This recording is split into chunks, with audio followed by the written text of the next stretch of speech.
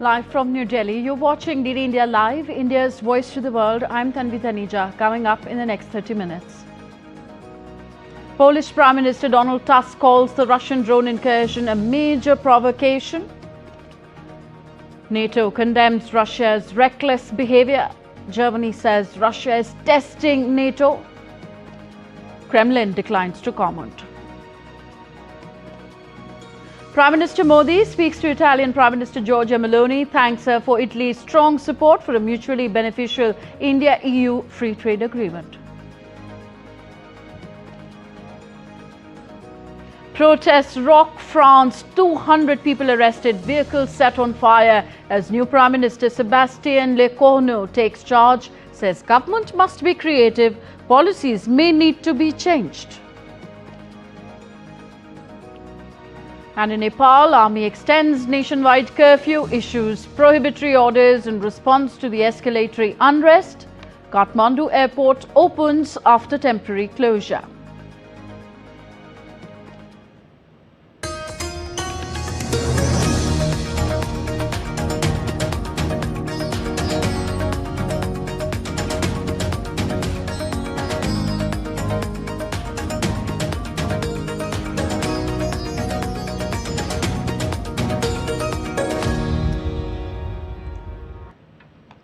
Our first news from Europe. Poland has condemned multiple violations of its airspace during a Russian attack on Ukraine, calling it an act of aggression.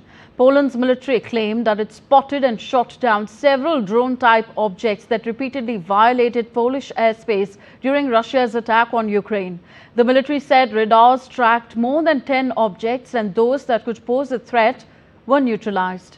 Polish Prime Minister Donald Tusk said that NATO command has been briefed on the situation, while calling this drone incursion a major provocation aimed at the EU and NATO member. Dzisiaj w nocy doszło do naruszenia przestrzeni powietrznej. Tonight, a large number of Russian drones violated Polish airspace. Those drones, which posed a direct threat, were shot down.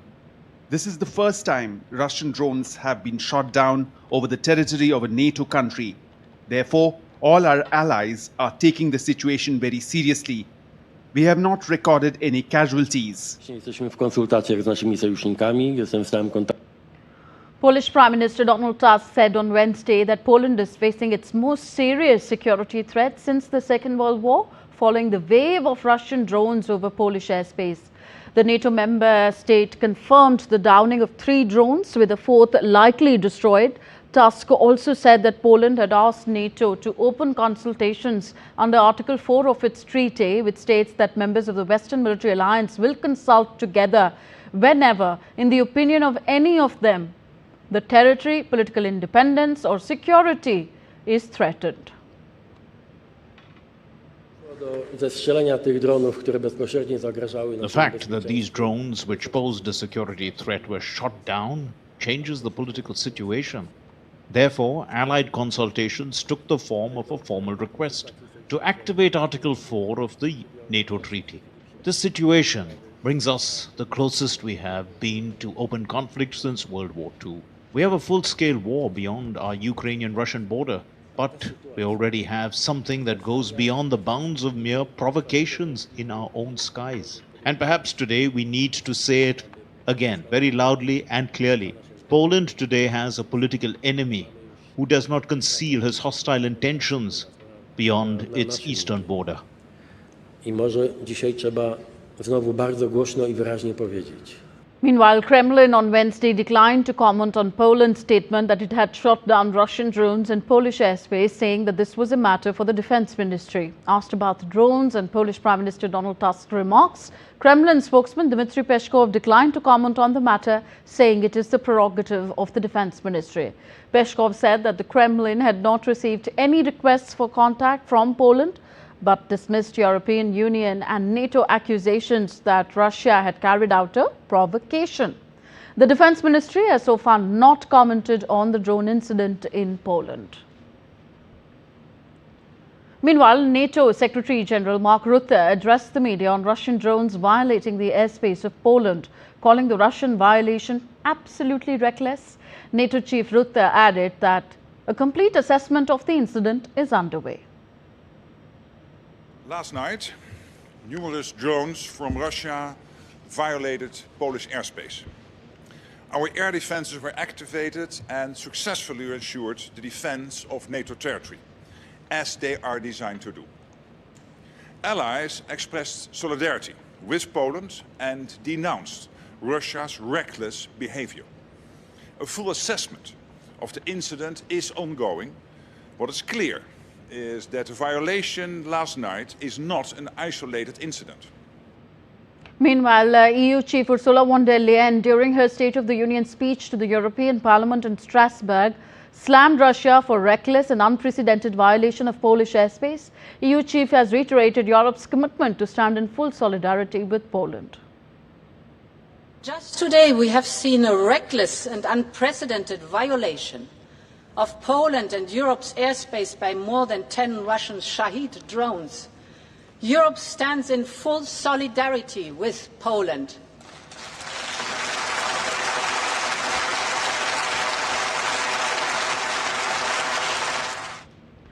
The European Commission President also said that the Commission will propose sanctioning extremist Israeli ministers and a partial suspension of the European Union's association agreement with Israel. And this is why I will propose a package of measures to carve out a way forward. First, the Commission will do all that it can do on its own. We will put our bilateral support to Israel on hold. We will stop all payments in these areas without affecting our work with Israeli civil society or Yad Vashem. Second, we will make 2 further proposals to the Council. We will propose sanctions on the extremist ministers and on violent settlers. And we will also propose a partial suspension of the association agreement on trade-related matters. British Prime Minister Keir Starmer too condemned Russia's violation of Polish airspace. Mr. Speaker, last night Russia launched drones into Poland in an unprecedented attack. I've been in touch with the Polish Prime Minister this morning to make clear our support for Poland and will stand firm in our support for Ukraine. With our partners and through our leadership of the coalition willing, we will continue to ramp up the pressure on Putin until there's a just and lasting peace. Mr. Speaker, this morning I had... In addition, the British Prime Minister also condemned the Israeli strike on Hamas leadership in Qatar. I condemn the strikes that Israel carried out in Doha yesterday.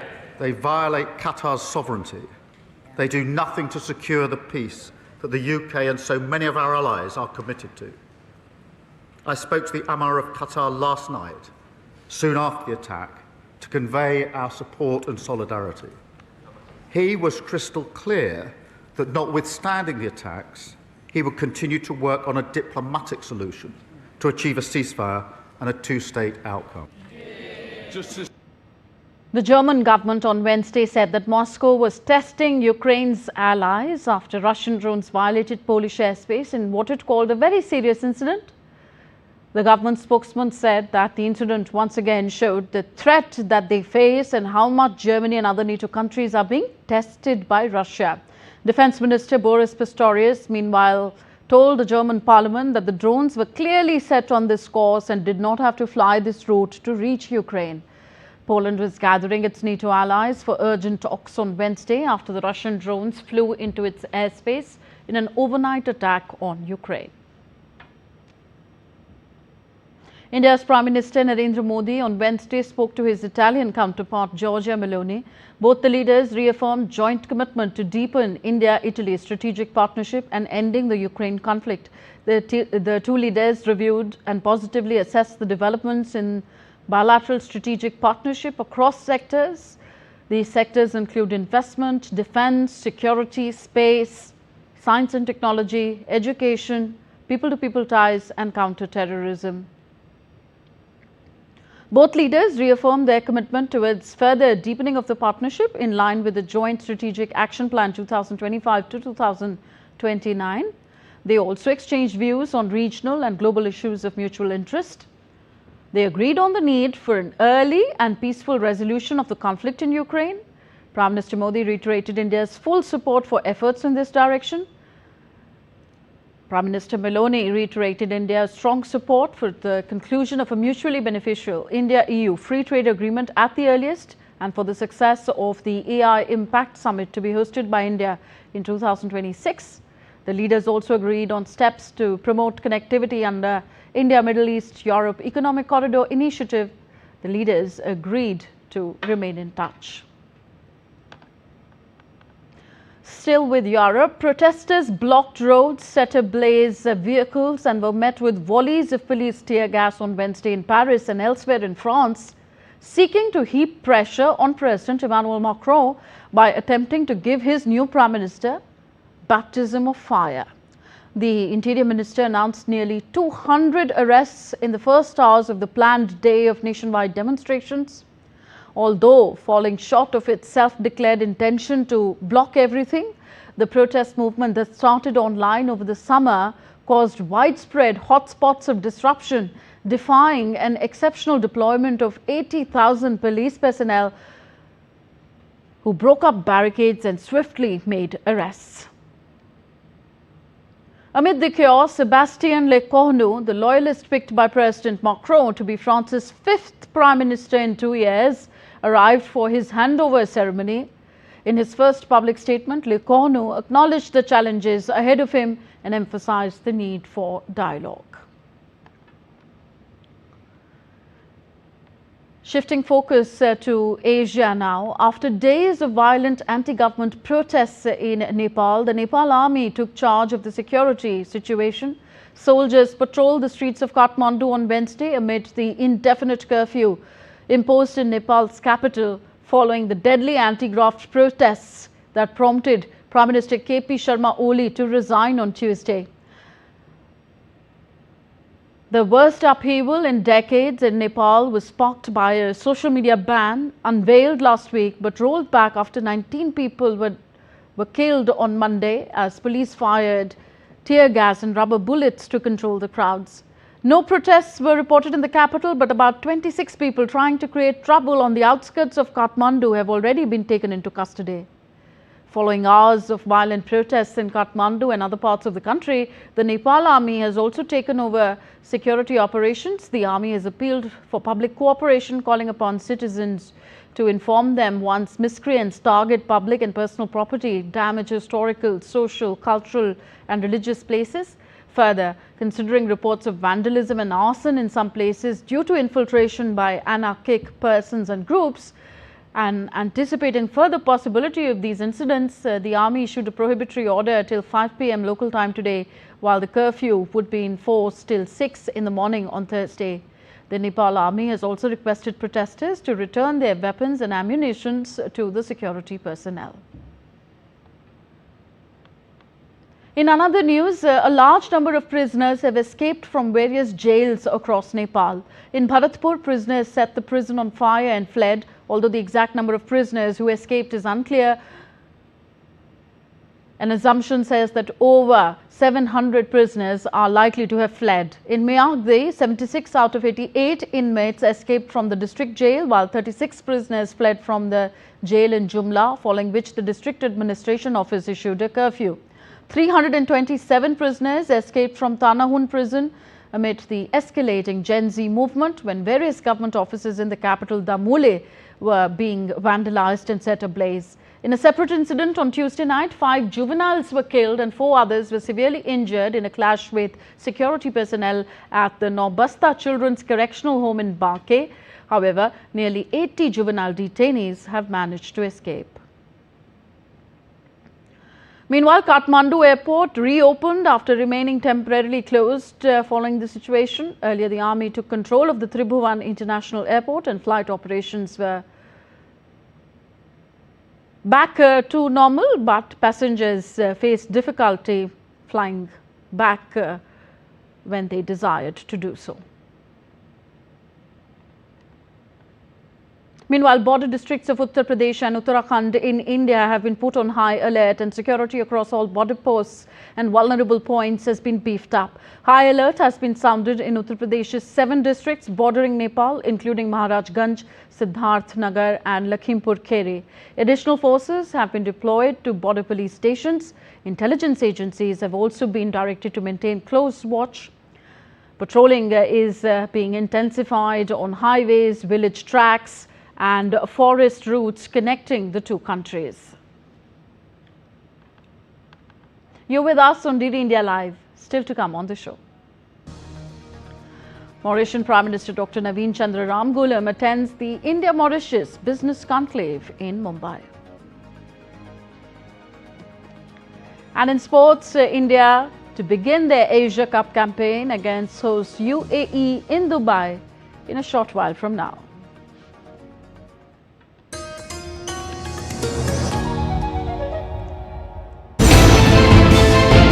Geopolitics and trade deals. Economic challenges amid development. Hard work and the path to prosperity. It's the economy always. Between walkers, money is what money does and says. Supply creates its own demand. Between the bulls pulls and bears tears. When supply chains globalization and India rises to the podium. We'll get you centered with the economic brief at 8 p.m. every Thursday on DD India.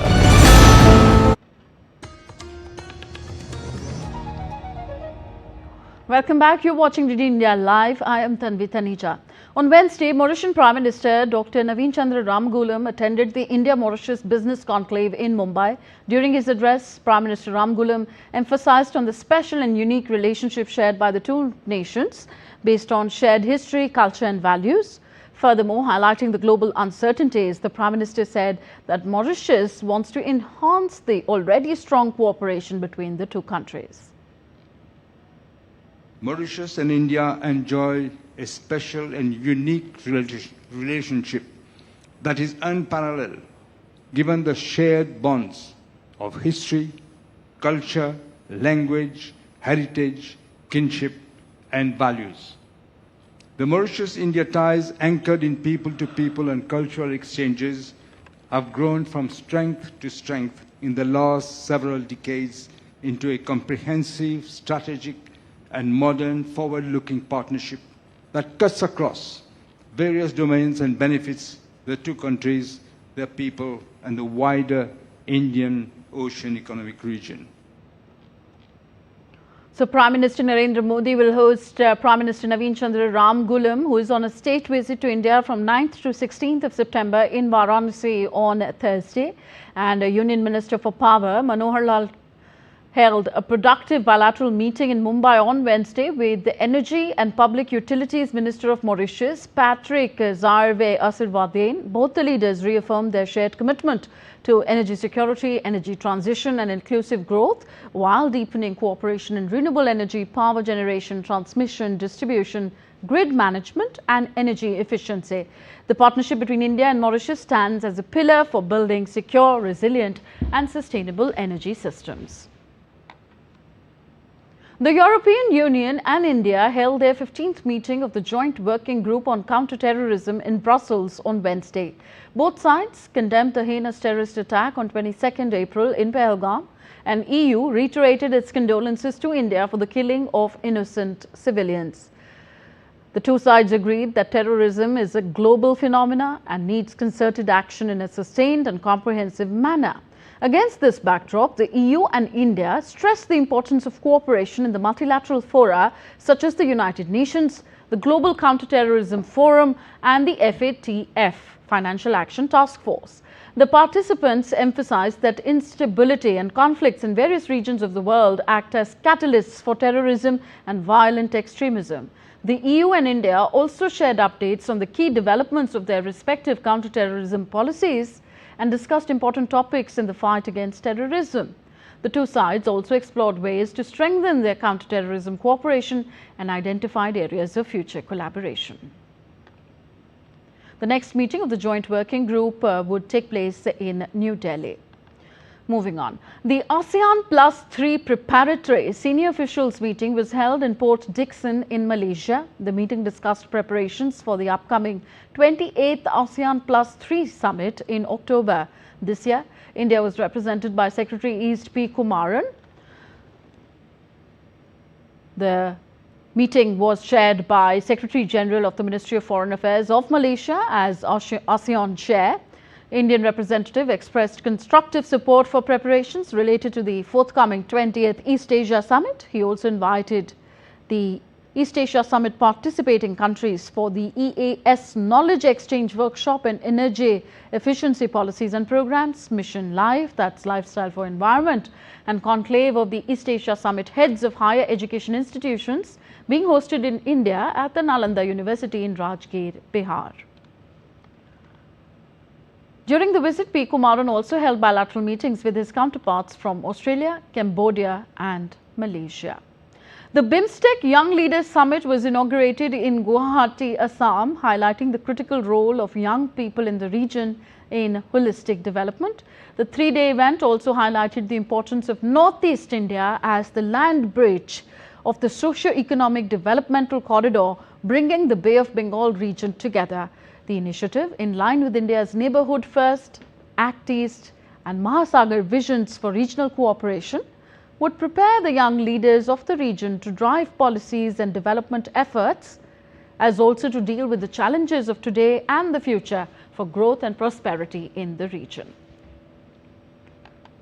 India's Education Minister Dharmendra Pradhan met Sara Musalim, chairperson Abu Dhabi's Department of Education and Knowledge, at the start of his two-day visit to the United Arab Emirates. During this, Pradhan thanked Abu Dhabi Department of Education and Knowledge for all the cooperation extended in establishing the IIT Delhi Abu Dhabi campus, and also for the support being extended to Indian curriculum and schools in the UAE. Both sides also had productive conversations on further expanding cooperation in education, including opening more Indian curriculum-based schools in the UAE. And next updates from the Asia Cup. India won the toss and opted to field in their opening game of the Asia Cup against the United Arab Emirates on Wednesday. India have included both the spinners Kuldeep Yadav and Varun Chakravarti in the playing 11, leaving out pacer Arshdeep Singh. There's just one genuine fast bowler in the form of Jasprit Bumrah, along with all-rounders Hardik Pandya and Shivam Dubey. Also, Sanju Samson has been included and is likely to bat in the middle order. India have won 8 Asia Cup titles before. They last won the title in 2023 in the ODI format, defeating Sri Lanka in the final. And that's all for this edition of DD India Live. Do let us know your thoughts on the news of the day. Connect with us on our different social media handles at DD India Live, and you can also download our DD India mobile app for quick news and updates on the go. We'll be back with more news as it breaks here on DD India. I'm Tanvi Taneja from all of us here in New Delhi. Thank you for watching. Namaskar.